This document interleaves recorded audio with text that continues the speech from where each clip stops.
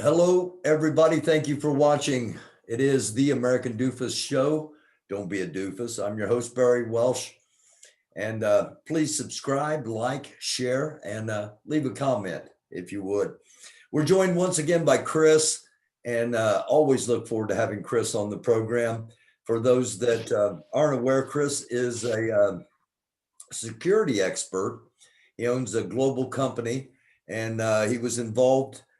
He was a contractor with the Department of Defense, specializing in militias and security, and has been responsible for a lot of a lot of situations around the world. So it's always nice to have his expertise with us. And thanks for joining us, Chris.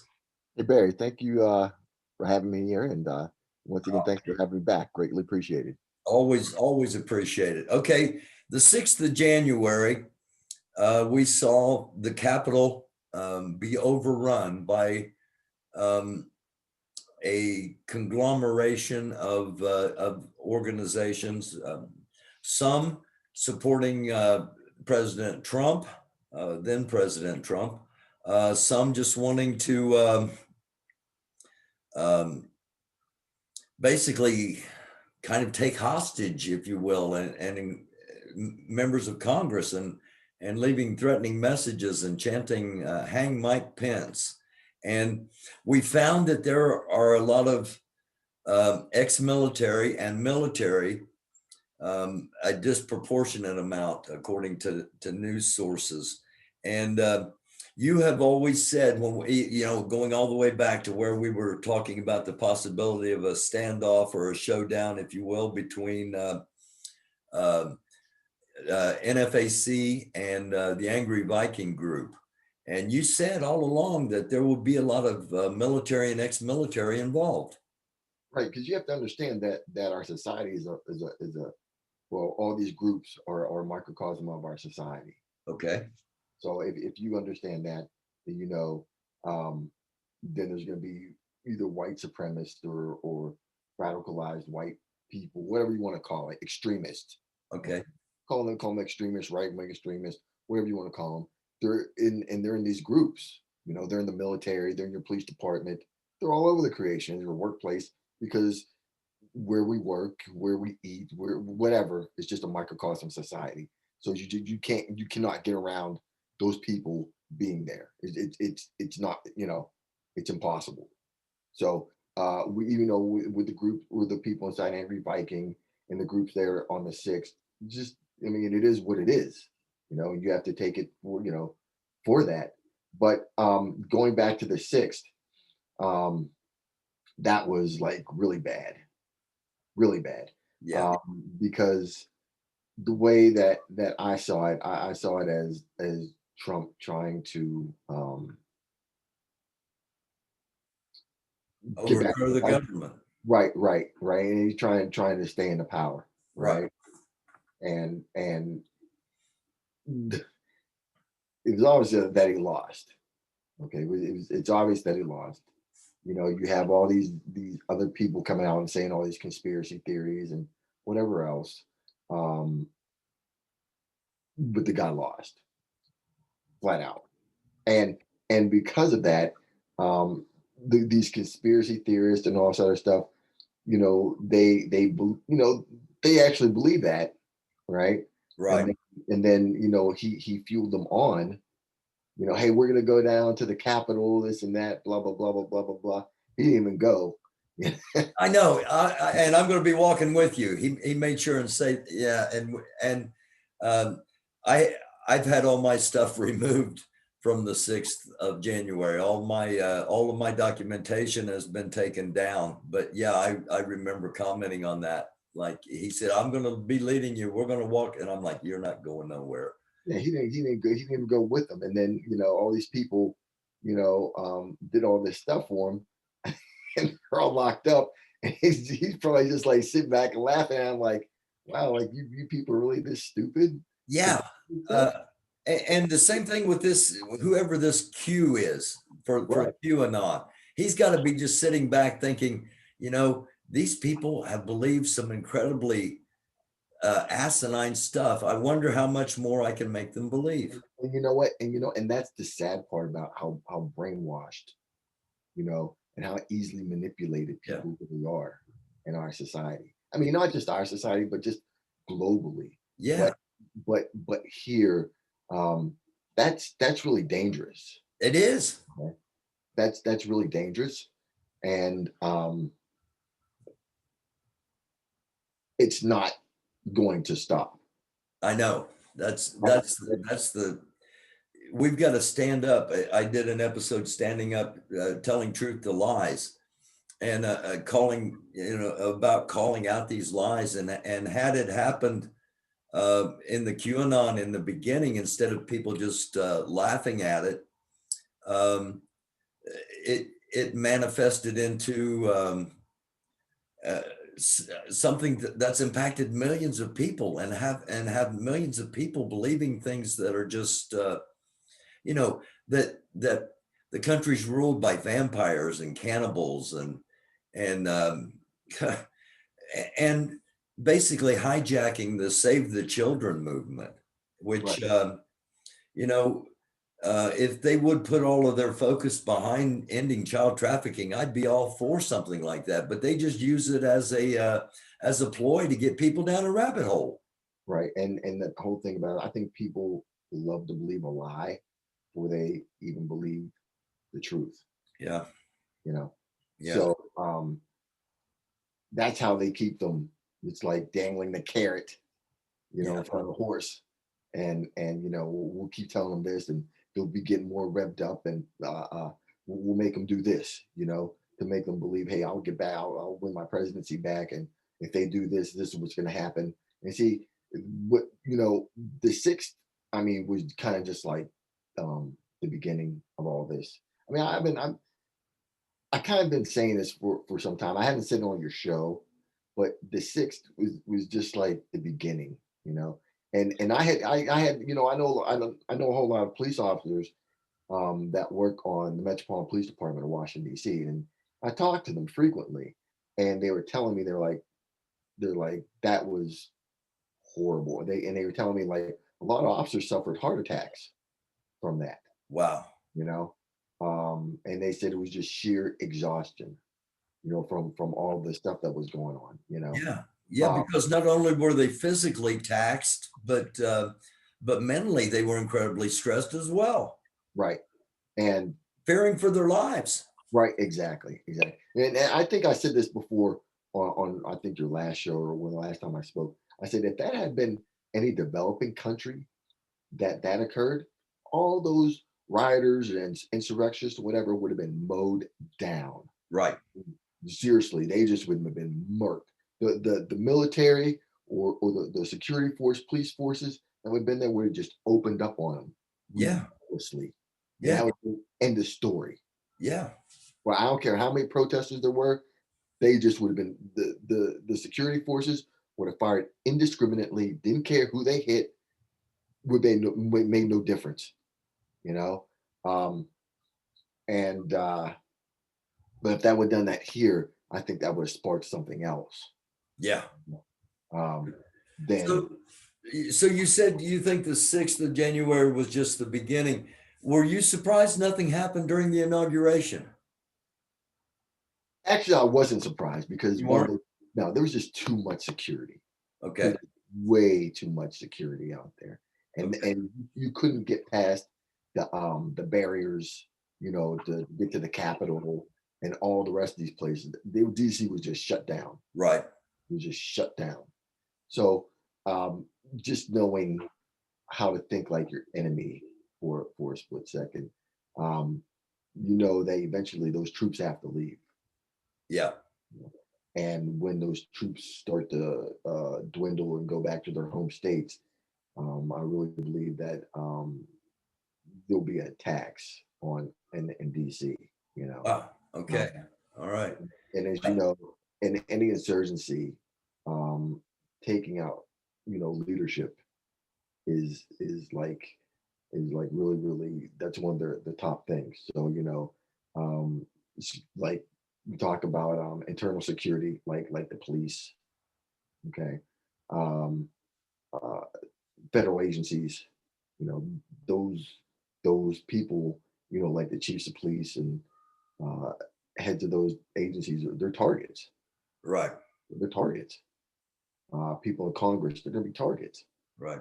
You and they'll be using tactics. We are saw the debates. You seen Timothy McVeigh, right? Remember Yeah. Timothy McVeigh, right? Right. Okay. There's going to be a lot more of that coming to the United States because these people really believe that Trump needs to be um, in the power, right? And with that, they're going to carry out his agenda, even though he's no longer there. They still believe that he should be there, and they're going to declare um, President Biden's election victory null and void. See what I'm saying? They Yeah. can't do it right. They can't do it right now. Can't do it right now, but eventually they will, and they're gonna start attacks. Wow. Um, I I was on pins and needles throughout the entire inauguration until he walked into the White House doors, because I thought one of the police officers, one of the military, I thought somebody would take a shot at him. I really did. Now, those the people on the protective details and all that stuff. Those guys are pretty. Those guys are very very well vetted. You know. Yeah. Now, I know. I think about Anwar Sadat, and I don't know if you remember him. Yeah, When, of course. back in Egypt, right? There Right. was a military parade, and Gunned down by machine guns. yeah. It was the military that came out and killed him. Right. Right. So I mean, that I can understand you even you seeing that and saying that Yeah. because past histories have shown the exact same thing. So Yeah. you're not too far for even saying something like that. Okay.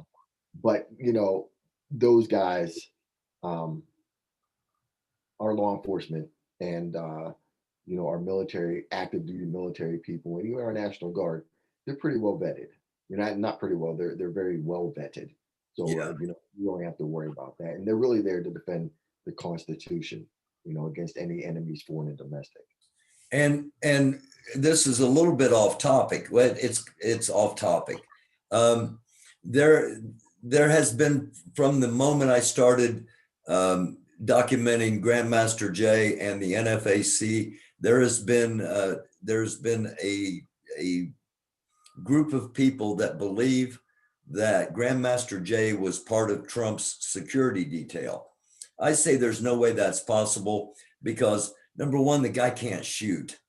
Number two, the guy would have been 53 years old, and you're not even allowed to fill out an application to be part of national security if you're a certain age. So, in order for Grandmaster Jay to have been part of Trump's security detail, he would have had to been part of security for a long time. It's not like you just start out on the president's detail, correct? Well, exactly. But here's the thing: if Trump had his own security detail along with Secret Service, Okay. Now, yeah, go so ahead. so he could easily pick who he wants to be in his circle. You see what I'm saying? Yeah, I just So wouldn't think you'd pick a fellow candidate. I just, you got some guy running against you, even though he's not posing any threat. He's running against you for a Republican on the Republican ticket, and you name him part of your security detail. I just, stranger things have happened, but I just didn't think it would be feasible. But if it's private security, that might be a different thing. right, I think that was a private security detail. I really don't think that was Secret Service. Okay, but At that point, okay, all right. So, hey, at that point, right at that point. Okay, all right. Now, do you think from that point on was there an involvement? I can't really say. I don't know enough to Okay, sit there and say yes or no. okay, all right. I appreciate that. I respect that. All right, back onto the extremism going on here in the country. Okay. Super Bowl Sunday is coming up in just a couple of days. I haven't heard any talk about increasing security at the Super Bowl with regard to anticipation of extremism. Is that something they could take advantage of? It certainly is, but I'm pretty sure the people in whatever the Super Bowl is being held, they're Tampa. gonna, yeah, it's gonna be in Tampa. So they're gonna do their due diligence, okay, and they're gonna do their event planning very well based upon the extremist threats. But I really think it's gonna be more political. That was my follow-up kind of. Right. Is it that they wouldn't target the Super Bowl because it's not a political event? Right. It's not political. This what we're really looking at here is more or less Republican versus Democrat type stuff. Okay. All That's right. what we're really looking at. All right. Should we expect possibly attacks from extreme right wingers in states, or is it just going to be primarily targeting the capital? No, it's going to be statewide. It's going to be different states too. It's not just going to be the capital. It's going to be in those states where Trump lost to be like, hey, yeah, we're going to show you. You didn't do what you were supposed to, so Right. we're gonna finish you off too. So Like like that. Michigan, Wisconsin, Georgia, Nevada, Arizona, Pennsylvania, the Exactly. states that Ex- basically gave the election to Biden. exactly. So those militias or whoever's behind running the militias, who's ever giving them their marching orders or their walking orders to do whatever needs to be done. Um, they're saying, okay, look, on this date, we want this done. Here in this state, in this date, we want this done. In this state, we want this done. You know, Mhm. so a lot of stuff's gonna be coordinated, which it always is. They just don't plan something, or they just don't do something right. Off the top of their cuff. All this stuff is planned and coordinated and it's organized. So um, the thing about it is for law enforcement now to be in a proactive measure, a proactive state, to know how we call what we would call tactical cunning is basically know how to think like your enemy. Is basically know how your enemy thinks and know how to prevent an attack. That's where law enforcement should be right now. Okay. And You even the same way with the National Guard, since they're going to be out there as well. They're targets too. So um, the whole thing is for law enforcement to really be proactive and to be able to stop the attacks. And it seems like law enforcement is being proactive at the moment, at least on the federal level, with the investigations that seem to be going on into what happened on the 6th. Right. Well, actually, they were actually reactive. Yeah, They they have been reactive. right. And then now after that, I mean, if you had intelligence saying, we have a large group X, Y, and Z, planning a demonstration here, okay, then you know for a fact that you have to bring in more troops just because it's one of those CYA things, you know, Yeah, in case this thing gets out of control. I want to have as many people here as possible in case it goes south. Now, right. if it doesn't in case now if it doesn't go south, then it's just like an insurance policy. I just had it just in case. Right. It's better to have it, not use it, than need it and not have it. Exactly, Yeah. exactly. But a Yeah. lot of people don't see it that way. They want, oh, when things happen, then they want to react. It's too late then. Yeah. And I heard somebody make the comment of, you had so much, you had such a presence when there was the million person march um to celebrate Dr. Martin Luther King's speech on at the Lincoln Memorial. You had such a security presence then, and you didn't have it on the 6th. And somebody said, well, those were our people on the 6th, and we didn't think our people would do that. Yeah. And Well, that's always rang in my head. yeah. Well, they showed you who they really are. Yes. Fixed. Yes. Okay. And they're going to keep showing you who they are because they're frustrated, they're pissed off, Yeah. and now they want to exact some sort of revenge. And they also have a belief that they are righteous and patriotic. And and that leads me into the next topic of Rahowa, which we've talked about multiple times.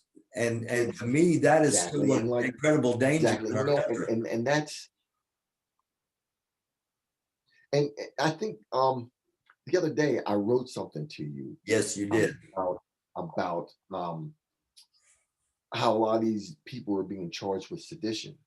Yeah, But yeah, and Jesus was also charged with that's sedition. what he was arrested for. Right. He was charged with sedition, right? Yeah, So I'm trying to see if there's a correlation between, you know, the white evangelical preachers, you know, them saying, well, Jesus was arrested for the sedition and he died for our sins. And see, they use that.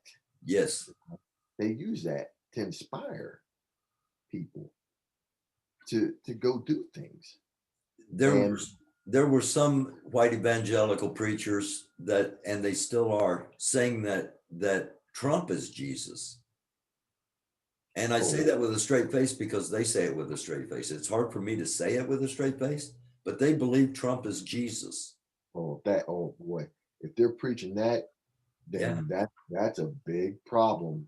Yeah. That's a big problem. Yeah. Um, because if they're preaching that, then these white evangelical followers, churchgoers, they'll do anything.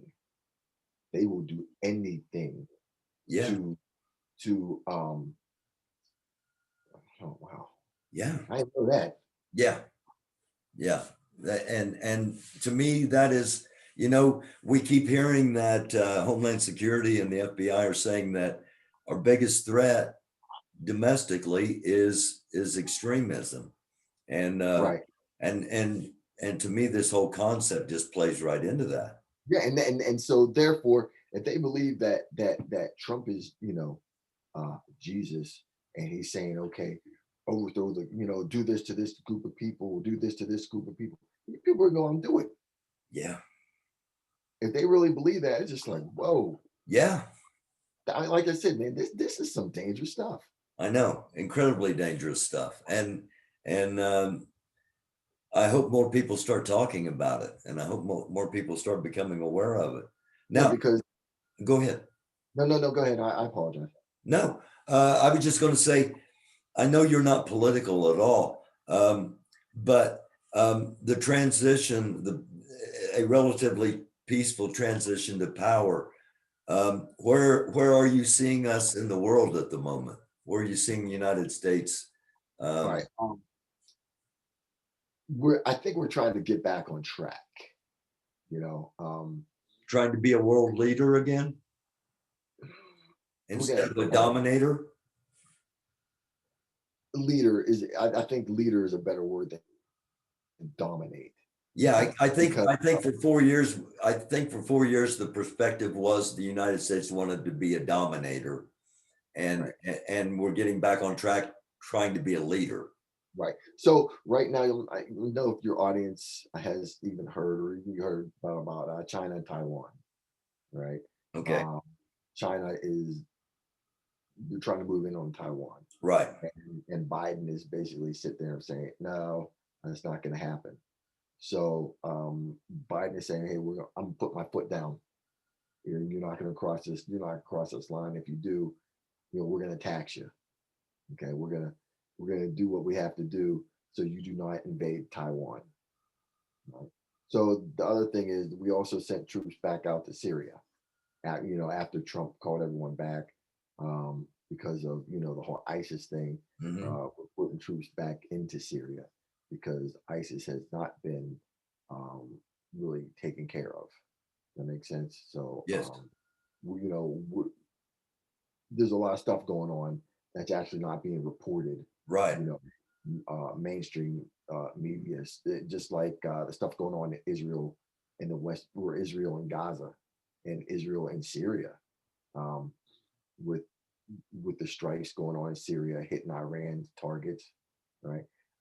Recently, I heard that Iran or Israel's actually ready to strike Iran because Iran is actually closer to getting, a nuke, right? To Yeah. strike Israel. But in fact, I'm pretty sure Iran already had that. I was going to say, shouldn't we assume Iran already has nukes? Of course. I mean, it's kind of silly to think that they wouldn't. Right. You have all the rest of these other countries around them, assisting them. So why wouldn't they Right. get the materials to buy it, or or they maybe some of these countries just gave it to them. Who knows? Yeah. But take it as they have one or multiple nukes. You know, so they saying Iran's getting ready to strike, but you'll never hear that, or not Iran, but Israel's getting ready to strike Iran. So, but I mean, you won't hear that mainstream. But we will be keeping an eye out on it because Right. of the show here. Right, right. And thing is, for me, um, I never really read what's going on here in the States. Like, I always read international stuff, Right. international papers, international internet columns or whatever, Right. because it gives me a better perspective. Yeah. I have to have a what we call a full perspective of what's going on in the world, as and here as well, because it's like everything's in sync. Believe it or not, it's like one's tied into another one way or another, but we just Mhm. don't know about it. So, um, you know, I advise your people just don't look at what's going on here in the States. Take a look what's going on globally to find out what's really going on. Absolutely. Anytime I hear anything happen in the Middle East, the first thing I do is I go to the Al Jazeera network Yeah, because I go to Al Jazeera, but I also look at this. It's called DEPCA file out of Israel. It's a military intelligence website. send me that link if you would. Yeah, certainly. Okay. Yeah, it's called DEPCA file. Okay. It's a military intelligence link. Okay. Telling you pretty much all the stuff that's going on in the Middle East. Okay. Good. Good. And, Hey, um, are is business good for you? oh, it's about to be very good for me. um, with all this stuff going on here in Yeah. the States, Yeah. you know, That's kind of what I thought. I thought, it just dawned on me. My gosh, your business is about to pick up. yeah, of course, because all this craziness going on. Yeah. Sometimes the war business is good business. It always is. Yeah. You know, I mean, it's not good for a lot of other people, but for me, it's perfect. Yeah. 'Cause, there's a lot of training that has to be done, and a lot of these troops don't have the training. So this is where my company comes in. We flourish. That's simple. And there are militias that do train, and not all the militias in the United States are just meet once a month to have some beers and shoot at tin cans. Some of the militias in the country train as well, and just kind of circling back, um, we could be in trouble. Yeah, and the thing about it is, right now, those what we call non-state actors. Right. Okay, non-state actors. They don't represent any particular government. Right. They're not part of a United States government, local government, or state government. Right. So they're non-state actors, and they're actually more dangerous because they have the ability to destabilize or create more instability within the region, state, or even Yeah. governments in general. And having active military or ex-military in their ranks just gives them invaluable resources to draw on from the Right. Well, experiences and training these people have had. it's not so much having them in your ranks. It's about actually having them train you, because they're the ones that have the Good point. knowledge. They're teachers. Good point. Okay? So like you really don't want those. You don't want those military guys in your ranks, because if they get killed off, then who's going to teach you? Yeah. Good So point. they're going to sit back and they're going to teach you, and they're going to push their people out to do what needs to be done. Good point. Thank you, my man. I always appreciate talking with you. Great. I like talking with you too, Barry. I appreciate you for having me on. Hey, we'll do it again here real soon. Okay. Thank you, Take my care. friend. Good day. All right. It is the American Doofus Show. A lot to think about. One thing we don't want you doing is being a doofus. Try to be a light. Try to help out if you can. Try to be the best you can be. And don't be a doofus. I'm Barry Welsh. Until next time, thank you all very much. I love you. Peace.